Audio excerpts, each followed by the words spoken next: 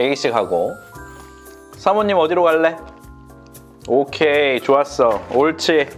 스케일링 하러 병원에 갔는데 치읍 초기래요. 겨우 2살밖에 안 됐는데 왜 이런 걸까요? 라고 말씀하셨는데, 체압수성 병변은 3살 미만인 경우에도 시작되는 경우들이 있습니다. 이런 경우로 보면 저는 좀 더 유전적 소인이 있지 않을까라고 생각이 되고요.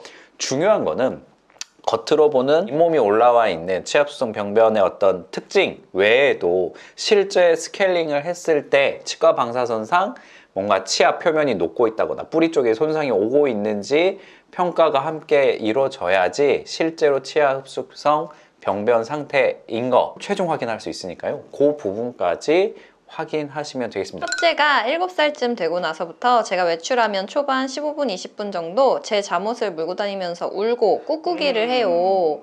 시간이 좀 지나면 밥이랑 물도 다 먹고 화장실도 잘 가는데 분리불안 증세인가요? 개선 방법이 있을까요? 어느 정도 분리불안 증상이 맞아요. 왜냐하면 원래 이런 행동을 별로 하지 않던 친구가 어느 날부터 보호자가 외출하면 자기가 애착하는 걸 물고 다니면서 울고 다니고 그거에 꾹꾹이 하고 보통 침대에 올라가서 혼자 막 이렇게 울부짖는 소리를 내면서 이렇게 하는 모습을 보이는 경우가 있는데, 어느 정도 이제 분리불안증이 생겼다라고 생각하시면 될 것 같고요. 이런 친구들은 아무래도 보호자의 생활 패턴이 얼마나 규칙적인지 또는 보호자가 떨어져 있는 시간이 너무 길어졌는지 이런 것들에 영향을 받을 수가 있습니다. 그래도 고양이들은 보호자와 관계성도 중요하지만 영역지의 환경이 얼마만큼 혼자 있을 때도 너무 막 나는 집에 아무것도 모르겠고 엄마 생각밖에 안 나 라는 것에서 벗어날 수 있는 고양이 친화적인 환경 조성이 되어 있는지, 그리고 혼자 있을 때도 조금 자기가 할 만한 요소들이 있는지 이런 것들에도 영향을 받거든요. 그래서 충분히 고양이가 즐길 만한 거리들이 있는지 좀 봐주시고요. 그리고 혼자 있을 때도 이 친구가 조금 할 만한 놀이거리들, 먹이 퍼즐이라던가 오브젝트 플레이, 혼자서 가지고 놀 수 있는 장난감이라던가, 그리고 가능하면 고양이 예능 영상 같은 것도 짧게라도 좀 틀어주시는 거, 외출 시간에 이렇게 해서 케어를 해주시면 이 불안도를 좀 더 낮출 수 있을 것 같습니다. 우리 고양이는 제가 재채기만 하면 잠결에도 째깍째깍 채터닝 소리를 내고 깨어있으면 갑자기 뛰며 흥분한 듯 반응합니다. 기침에는 반응하지 않는데요. 학계에 밝혀진 바는 없어요. 재채기의 고양이의 반응성이 어떤지, 일관성이 있는지에 대해서 아직까지 그 헤르츠와 이런 것들에 대해서 연구 논문이 나온 바는 없어요. 하지만 제가 지금까지 정말 많은 가정들의 이야기를 종합해 봤을 때 재채기에 눈동자가 커진다거나 지금처럼 채터링을 보이는 고양이들이 제법 있습니다. 개인기로 채터링 보여줘야지 하면서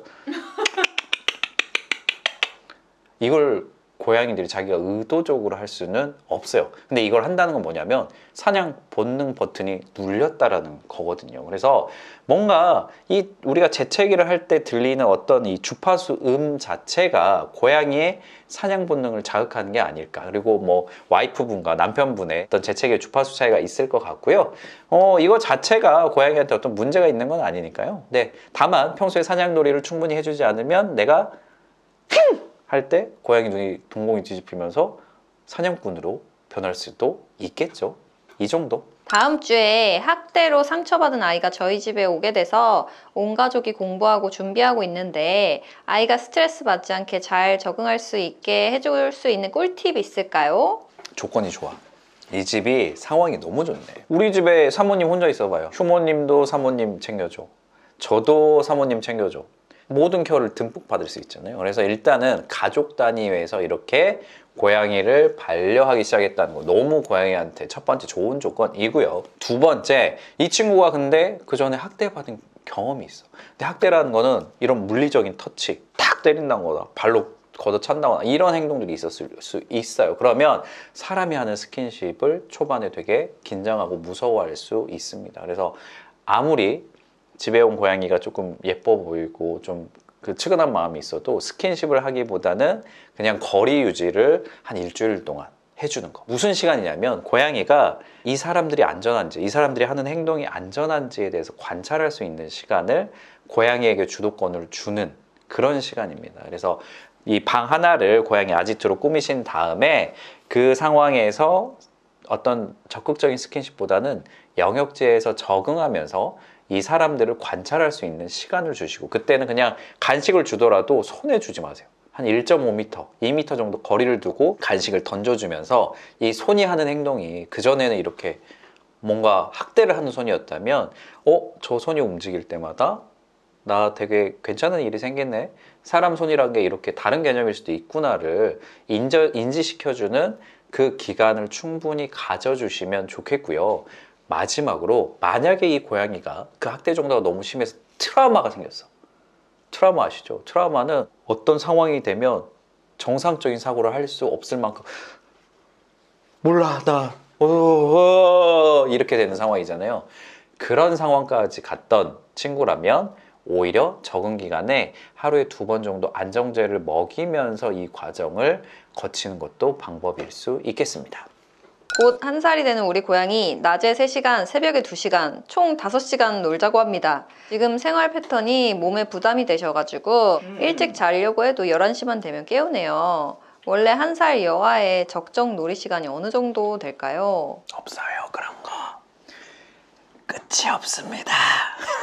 근데 5시간 놀아주시는 건 너무 대단하신데요? 와, 이 친구 근데 에너지가 진짜 넘치는 친구긴 하다. 이 친구는 뭐 길에서 사냥을 했어도 진짜 약간 랭킹에 들어갈 만큼 사냥 그 에너지가 넘치는 건 맞는데, 실은 사냥놀이 할 때 고양이들이 가장 반응이 좋을 수밖에 없는 시간대는, 그러니까 해 뜬 직후 약간 새벽 5시, 6시 요쯤, 그리고 어스름하게 밤에 9시부터 11시 사이 요쯤이 사냥 본능이 막 넘치는, 야생에서도 고양이들이 사냥 그 본능이 넘칠 수밖에 없는 시간대예요. 근데 일단은 사람이 어떤 생활하는 패턴이랑 어느 정도 맞춰야 되는 게 있고, 그리고 이 친구들이 에너지가 너무 넘치지만 내가 그걸 다 5시간 몸이 부스러 놀았는데 그래도 부족하면 이거 방법이 있습니다. 자, 이런 친구들은 특별히 하루 급여 사료가 100% 중에 최소한 50% 정도는 무조건 먹이 퍼즐과 보물찾기 형태로 사료 급여를 하시도록 말씀을 드려요. 그래서 우리가 밤에 놀아줬어. 근데 새벽에 나는 더 놀아줄 수는 없잖아요. 그 시간대에 이 친구가 혼자서 깨어서 거의 1시간 동안 집안 곳곳에 어떤 숨겨진 퍼즐들을 깨부수고 다니면서 이걸 해결할 수 있는 조건을 추가로 만들어주는 것에 대해서 무조건 필수라고 말씀을 드리고요. 그리고 이 정도 에너지 레벨이잖아요. 궁합 잘 맞는 둘째 고양이를 합사시켜 주셔도 나쁘지 않습니다. 사람이 놀아주는 것 플러스로 두 고양이가 뛰어다니면서 장난치면서 에너지를 소모할 수 있는 여지가 생기기는 하거든요. 화장실도 2개고 자주 치워주고 있는데요. 가끔 화장실 하수구에 거기에 쉬야를 하더라고요. 이게 배변 실수인지 그냥 놔둬도 될지 궁금합니다. 자, 이런 경우들이 가끔 있어요. 예전에 고부에에서도 나왔던 케이스 중에 하나인데, 세면대 그리고 욕조 또는 그 타일 바닥, 그런 재질을 선호하는, 화장실로 선호하는 친구들이 가끔 있습니다. 단순히 그런 걸 선호하는 친구라고 하면 사용하도록 해도 이거는 큰 무리는 없다. 다만 이쪽을 사용하게 된 계기가 지금 화장실 위치가 접근하기 너무 힘들거나 화장실이 너무 좁거나 화장실 청결도가 너무 떨어진다거나 모래가 마음에 안 드는 상황이어서 추가적으로 배뇨는 다른 장소로 활용한다라고 하는 것은 뭔가 나중에 배변 배뇨 실수, 오히려 문제가 안 되는, 우리가 관리하기 편안한 장소에서만 볼일을 보기 때문에 수월할 수 있지만 이 장소가 점점 여러 군데로 번질 수도 있습니다. 그래서 기존에 있는 화장실의 세팅과 상태에 대해서 얼마나 지금 우리가 잘 케어하고 있는지에 대해서 한번 재평가는 해보십시오. 그게 아니라면 not bad, 문제될 건 아닙니다. 2살 추정인데 현재 이빨을 확인하다가 위에 송곳니 하나가 없는 거를 발견을 하셨나 봐요. 자, 근데 이런 경우 있어요. 길에서 생활하는 친구들 중에 송곳니는 다 길바닥에다가 부러뜨려 먹은 친구들, 바닥 착지하거나 이랬을 때 이렇게 송곳니가 탕 부딪혀가지고 끝이 부서지는 경우가 꽤 많거든요. 근데 아예 송곳니가 보이지 않는다라고 하면 아예 세게 부딪혔다거나 아니면은 좀 나이가 많아서 이게 쏙 빠졌다거나 할 수 있을 것 같습니다. 지금 잘 먹고 잘 놀고 하면 빠른 동물병원 내원은 필요 없을 것 같은데, 다만 다음번 스케일링을 이제 곧 해야 될 거예요. 그래서 건강검진과 스케일링을 진행할 때 마취한 상태에서 혹시라도 이 치아 뿌리가 남아있는지, 그리고 치아 뿌리 쪽에 혹시 염증이 있는지 이런 거는 치과 엑스레이 꼭 찍어서 확인, 검토해 보시는 게 좋을 것 같습니다. 보통 건사료 85g하고 습식을 20에서 40g 먹었나 봐요. 근데 최근에 식욕이 줄어드는 게 보이더니 지난 주말에는 건사료를 64g까지 밖에 안 먹었나 봐요. 복막염을 앓다가 괜찮아진 지 2달 정도 돼서 걱정된다고 하셨네요. 좀 많이 줄었네요. 먹는 양이. 습식은 유지가 되는지도 중요하겠지만, 자, 혹시라도 체중이 줄어드는 상태라고 하면 바로 동물병원에 가셔야 될 것 같고요.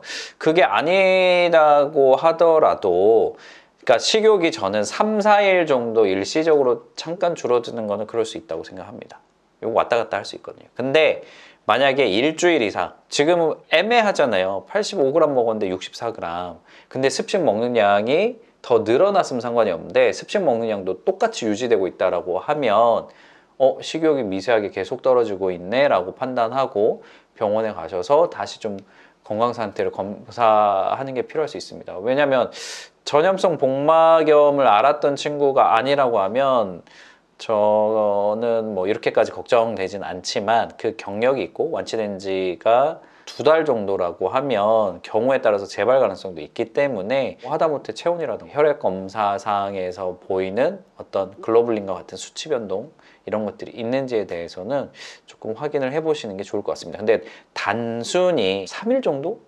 잠깐 이 정도 식욕이 떨어졌다? 이것 때문에 바로 병원에 간다? 뭐 그거는 굳은 것 같아요. 하루 이틀 정도는 지켜보시고 식욕이 어떤 방향성이 있는지 보셔도 좋을 것 같습니다. 저희 집 둘째 냥이가 이제 막 1살이 지나서 키튼에서 다른 사료로 교체해 주려고 섞어서 급여를 하는데 키튼을 제외한 다른 사료가 조금이라도 섞이면 아예 입을 대지 않아요. 성묘가 돼서도 키튼 사료를 계속 먹여도 상관이 없나요? 비만됩니다. 뭐 상관은 없어요. 근데 비만될 확률이 아주 높아요. 되게 입맛 까다로운 양이 된 것 같은데 키튼 사료 비율은 매일 조금씩 미세하게 줄여 나가시는 걸 추천을 드려요. 보통 우리가 사료 교체할 때 일주일 동안 거쳐서 교체하는 걸 말씀드리잖아요. 그러지 마시고 그냥 한 달 잡고 가시죠. 키튼 사료 비율이 훨씬 높고 다른 사료 비율을 정말 소량만, 키튼 사료를 매일 한두 알씩 줄이고 다른 사료 비율을 높이시면 정말 입맛 까다로운 친구 아니면 넘어갑니다. 근데 안 넘어가는 경우 제가 진짜 살면서 딱 2마리 봤거든요. 있긴 있어서 무조건 된다라고 말씀드릴 수는 없어요. 저는 같은 사료 브랜드에서 사료 리뉴얼했다고 시금 전폐한 친구까지 봤기 때문에 고양이가 정말 까다로워지기 시작하면 끝이 없습니다. 예. 진짜 거의 소믈리에급이네요. 얘가 진짜 한 달을 고생하고 단식 투쟁하고 심지어 근데 그러고 나서도 리뉴얼한 그 똑같은 거 그거 딱 한 개 진짜 먹어준다. 진짜 죽을 것처럼 배가 고프니까 식욕 촉진제까지 활용해서 그거 하나 먹어요. 저희 집 고양이가 오른쪽 유선 아래 종양이 생겨서 항암을 진행할 예정이시고 덜 힘들게 해주기 위해서 어떤 걸 해줄 수 있을지. 어느 정도 이제 전이나 이런 게 다 진행이 된 상태잖아요. 그래서 일단은 뭐 항암 치료를 하는데 이때 중요한 건 사실은 체력이기는 합니다. 그래서 뭔가 계속해서 입맛이 떨어지고 잘 안 먹으려고 할 텐데 이제 이런 부분에 있어서 식욕이 떨어지지 않게 계속 이 친구에게 필요한 영양 성분을 매일매일 잘 먹을 수 있도록 케어해 주는 거, 보호자가 어쩔 수 없이 이 친구가 뭘 잘 먹는지, 어떤 사료를 잘 먹는지, 어떤 캔을 잘 먹는지 이걸 자꾸 이제 찾아야 돼요. 그래서 식이에 대한 부분에 있어서 관리를 좀 잘 해주셔야 될 것 같고요. 그리고 뭐 다행히 그래도 이 친구가 좀 기운이 있고 뭔가 그래도 이런 상태지만 놀이 반응성이 있다라고 하면 조금 더 이제 큰 동작은 아니지만 그래도 조금씩 사냥놀이는 계속해서 제공해 주시는 거, 요 부분까지. 그리고 뭔가 약을 먹거나 보조제를 먹거나 이런 것들에 있어서 불편함이 없다라고 하면 그래도 면역에 도움이 될 만한 것들에 대해서는 조금 보조제도 함께 챙겨주시면 좋을 것 같네요. 근데 오히려 이때는 막 기운도 없고 몸도 컨디션도 떨어졌는데 막 뭔가 이것저것 입에다가 먹이려고 하면 그거에 대한 거부감이 오히려 고양이를 지치게 하는 경우도 있으니까 이거는 아기 상태를 보고 판단을 하셔야 돼요. 오히려 이제 항암 치료를 하더라도 지금 어떤 주사제로 할지 아니면 먹는 약으로 할지는 이제 뭐 주치의분이 판단하시겠지만 그런 걸 보고 거부 반응이나 이런 것들을 보고 나서 잘 판단하시는 게 좋겠어요. 네. 자기가 배부르면 사료를 딱 안 먹는데요. 체중도 3.8에서 4kg 전후로 성묘 이후 유지 중이고요. 자율급식을 계속 해줘도 괜찮을까요? 애기씨 오지 말라고 물렸다 언니한테. 애들이 이렇습니다. 왜 각각 하나씩 주라고 말씀드리는지 알겠죠? 이렇다니까요. 만약에 이 박스 하나만 있었어 봐 벌써 진짜 주먹 다짐했지. 자율급식하면서 체중 유지까지 잘 되는 친구들이 제가 보니까 한 그래도 10% 내외? 이 친구들은 정말 자기가 먹는 체형 유지되는 소량만 먹으면서 유지가 되니까 약간 예외적으로 자율급식을 해도 괜찮습니다.